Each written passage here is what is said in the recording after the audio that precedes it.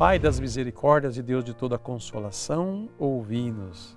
De volta com o programa Pai das Misericórdias, trazendo esta alegria de podermos nos comunicar e nos unir em torno do Pai das Misericórdias para rezarmos, ouvirmos os seus ensinamentos e crescermos na graça de Deus e também na nossa vida em família e em comunidade.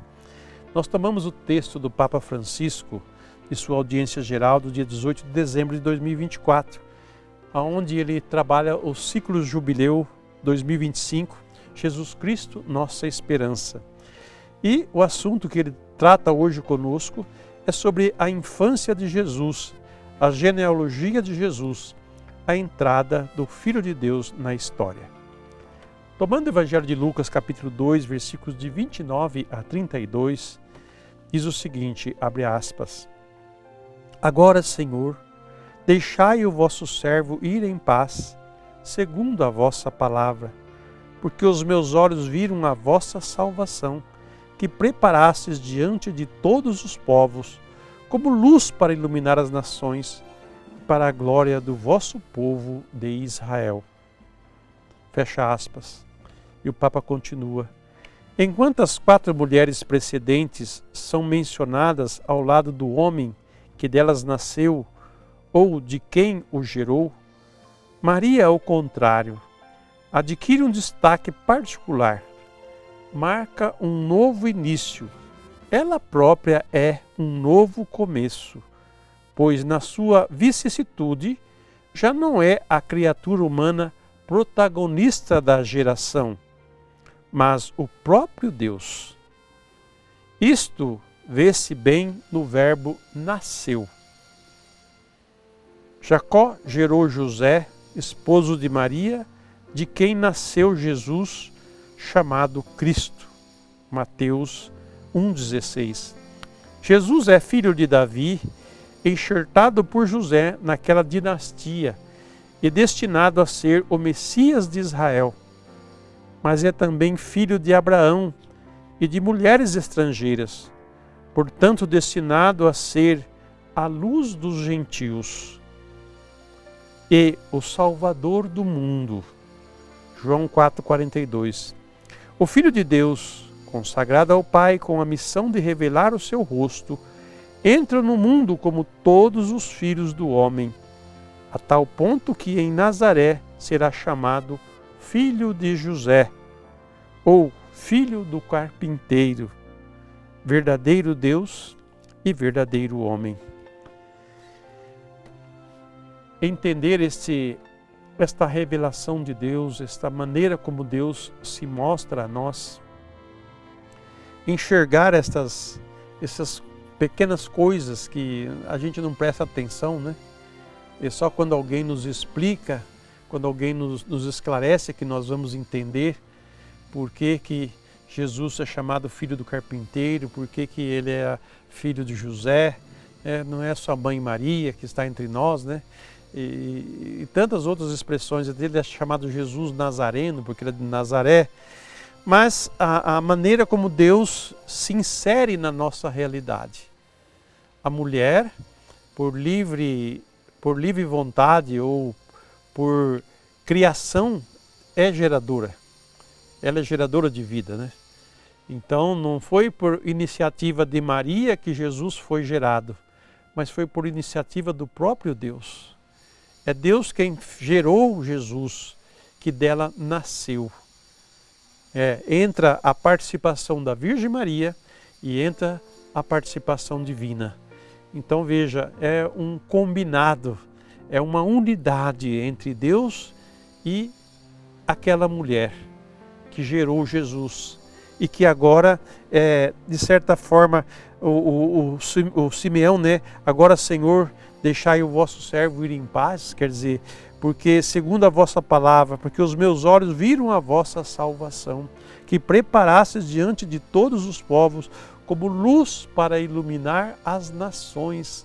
Não é só luz para iluminar o seu povo Israel, mas luz para iluminar as nações. Olha a dimensão, o alcance da pessoa de Jesus, da descendência judaica, né, do povo judeu e do povo gentil, vem para ser luz para o povo judeu, vem para ser luz para o povo gentil, né? Salvação para o povo judeu e luz para os povos gentios, quer dizer, vida e salvação também, porque a luz é vida.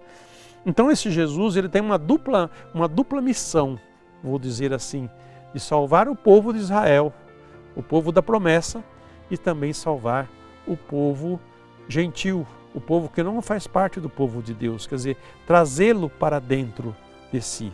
A igreja tem feito esse esforço de fazer com que o evangelho chegue a todos os cantos e recantos desse mundo e a todos os ouvidos e corações de todos os homens, para que todos deem uma resposta, para que todos, ouvindo e crendo, também façam parte do povo de Deus, também comece a viver a vida nova que Jesus trouxe para nós e que Deus desde o princípio estabeleceu como bom, como bem e como vida para a humanidade. Então a vinda de Jesus, a sua presença em nosso meio, né, da forma como Deus o colocou aqui, como Deus o apresentou, não foi, vamos dizer assim, como uma mágica, não, foram através de acontecimentos normais, acontecimentos naturais. Um parto é algo natural e a ação de Deus com a natureza também é uma ação livre e Ele fez dessa maneira. Quem somos nós para questionarmos a Deus? Por que Ele fez desse jeito? Alguns queriam que fosse diferente, alguns queriam que fosse uma nave espacial que veio aqui e fez isso, fez aquilo, então nasceu a humanidade, nasceu Jesus. Há tantas ideias loucas, né, que só pode sair de uma cabeça confusa mesmo a respeito da vinda de Jesus. Mas foi desta maneira que Deus o trouxe ao mundo, com a participação humana. Teve a participação da Virgem Maria, teve a participação de José, como teve a participação dos outros homens do Antigo Testamento e mulheres também, para que a mensagem de Deus acompanhasse todas as gerações. E até a própria Virgem Maria vai dizer que todas as gerações me chamarão de bem-aventurada, porque Deus fez grandes coisas em meu favor. Ela mesma é a primeira a glorificar a Deus pela maneira como Ele trouxe Jesus ao mundo.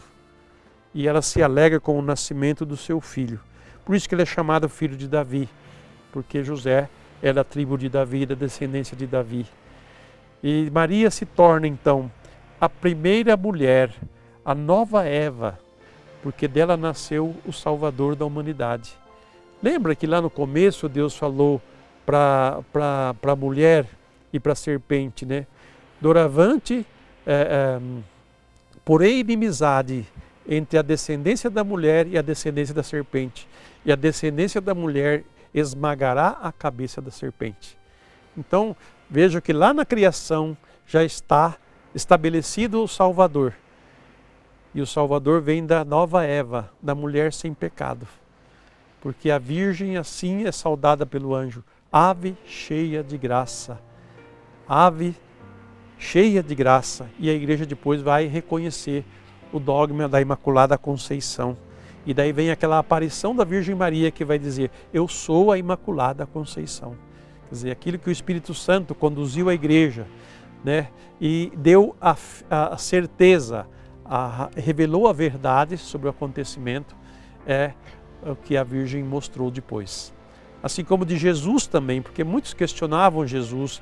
Ele era homem, era só uma capa só, ele era só uma representação, ele desapareceu e Deus, né, usou de um negócio.